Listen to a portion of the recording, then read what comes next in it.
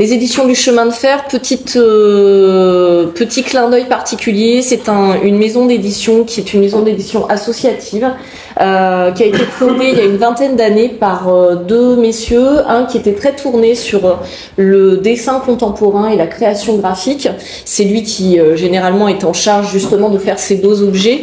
Il y a toujours un choix très particulier, tout est choisi de façon raisonnée. Il nous expliquait notamment, vous voyez que la première page de ce livre qui est jaune, c'est parce que en italien justement le type polar, alors je ne serais incapable, as-tu retenu Jalano ou comment on dit jaune en italien, je ne sais pas non plus, mais voilà. Donc c'est tout est réfléchi, et au-delà de ça, il y a une singularité vraiment dans toute la production éditoriale de cette maison qui va vous amener là par exemple sur un genre policier vraiment très charmant parce que très matiné, d'une personnalité. Ça va vous amener à Bologne. Vous allez découvrir en fait un auteur qui est publié depuis 35 ans en Italie. C'est la première fois, on a 2 volumes pour l'instant qui ont été publiés grâce aux éditions du chemin de fer. Loriano Machiavelli, en fait, c'est quelqu'un qui a inventé un personnage qui est en fait dans les années 70 un sergent qui se trouve à devoir enquêter dans une Bologne totalement corrompue et qui, à chaque fois qu'il avancera comme ça dans son enquête, sera régulièrement soit son chef s'appropriera ses dernières découvertes, soit il essaiera toujours de botter en touche et de l'amener sur une fausse piste. Et donc on a un enquêteur finalement, et c'est ça tout le charme de ce texte-là, qui n'est jamais sûr de lui, qui généralement, chaque fois qu'il a des pressentiments, est complètement à côté de la plaque, et qui va arriver à mener son enquête grâce à un acolyte un petit peu atypique, puisqu'en fait son acolyte, il va le choisir derrière les barreaux.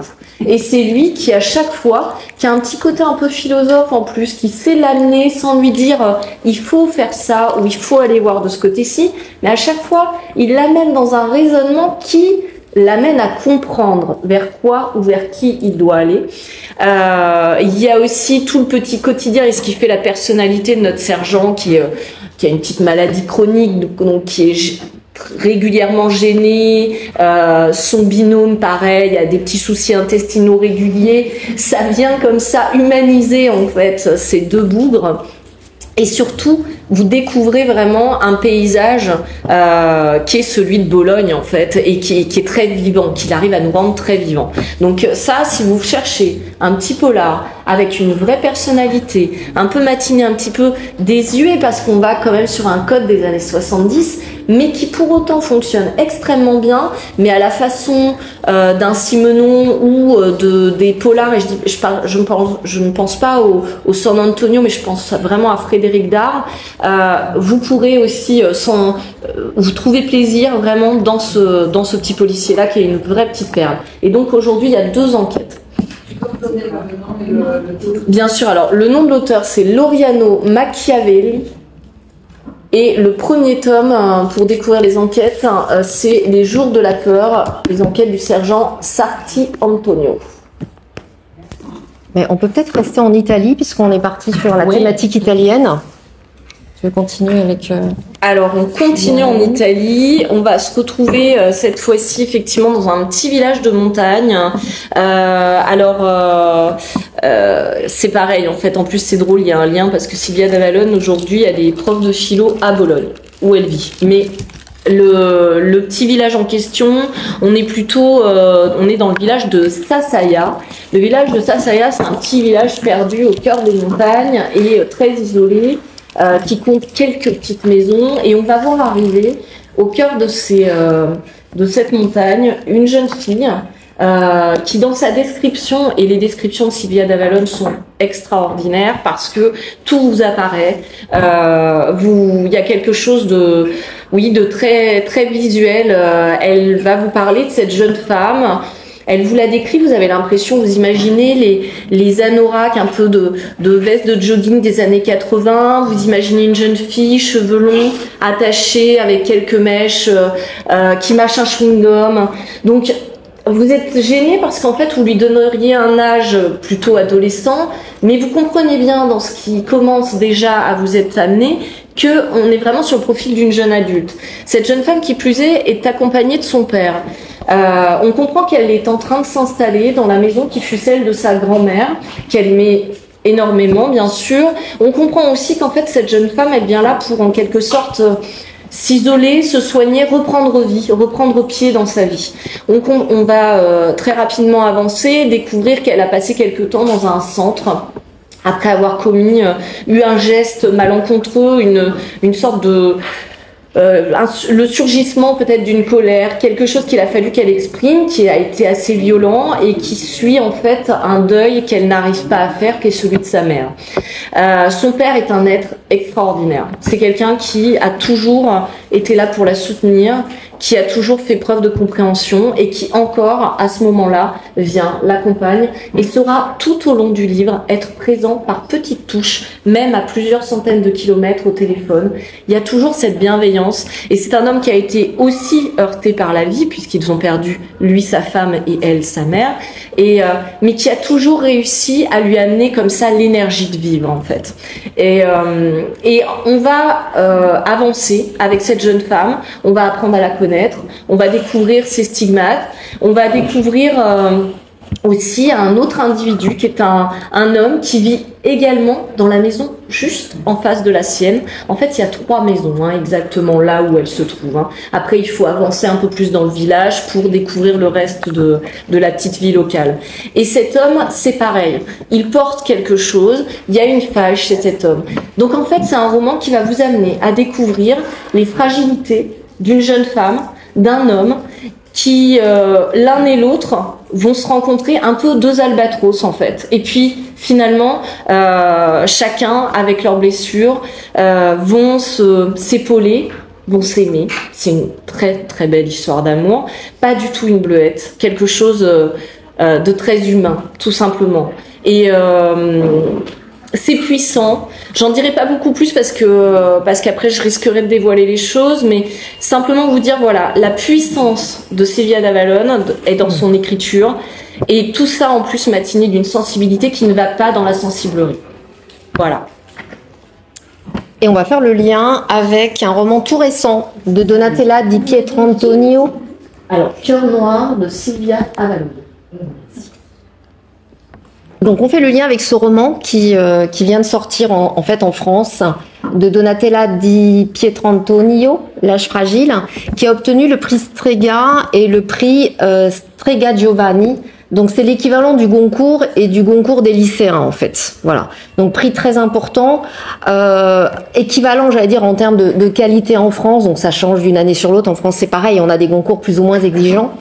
Et on a aussi ici un roman avec de beaux portraits de femmes. Ça se passe dans les Abruzzes. C'est très immersif aussi. La nature est très présente. Il y a des descriptions superbes.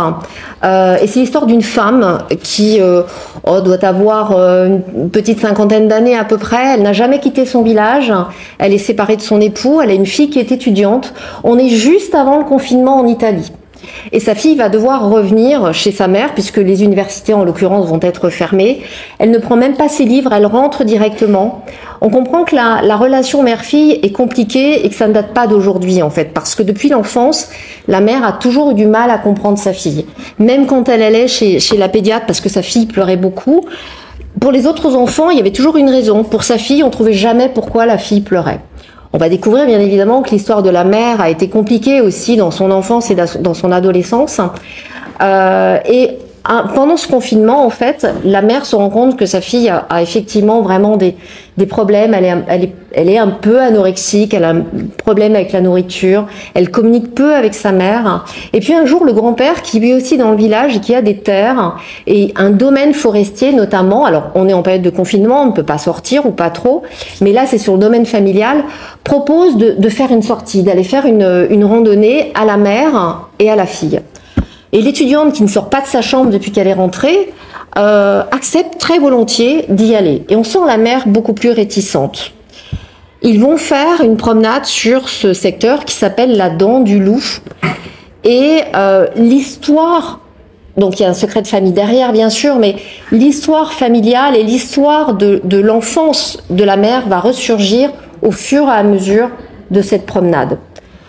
On comprend en fait qu'il s'agit d'une espèce de cold case, d'un thriller, hein, même si on le classe nous en littérature plutôt, on va dire, blanche, hein, mais il s'est passé quelque chose un drame en fait, sur les terres du grand-père qui vont ressurgir dans la tête de la mère. Voilà.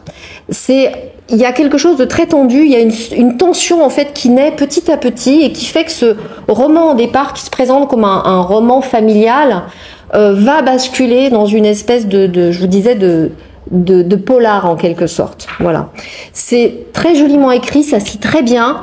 On a envie d'avancer, notamment dans cette relation mère-fille compliquée pour savoir pourquoi c'est compliqué, ce qui s'est passé. Et on est tenu par l'écriture de Donatella Di Pietrantonio, qui écrit vraiment avec une écriture très fluide, très limpide. Je vous disais très immersive aussi dans les abruzzes. On a l'impression d'y être, hein, où ça vous donne envie d'y aller. En tout cas, voilà, c'est un joli roman, potentiellement aussi pour l'été, pourquoi pas. C'est pour les amateurs de littérature italienne aussi, c'est très beau.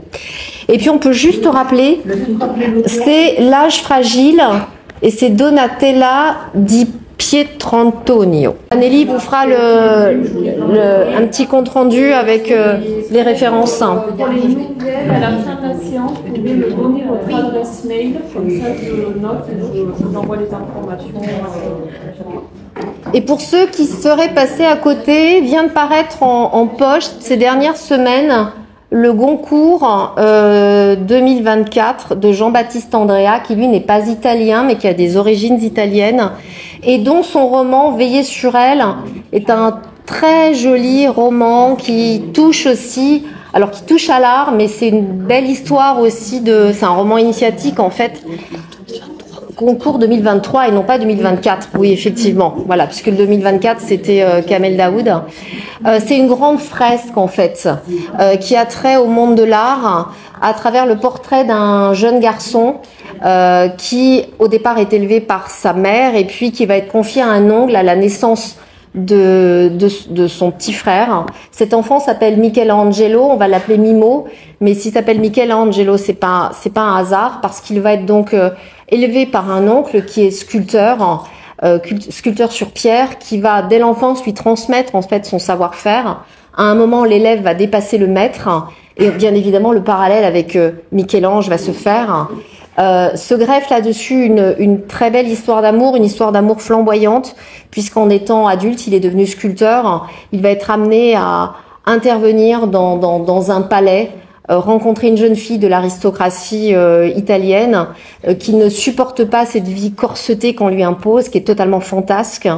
Voilà, et une jolie histoire d'amour va naître entre eux. Donc ça, c'était le Goncourt de 2023, qui vient donc de passer en poche, et qui est une jolie histoire aussi qui se situe en Italie.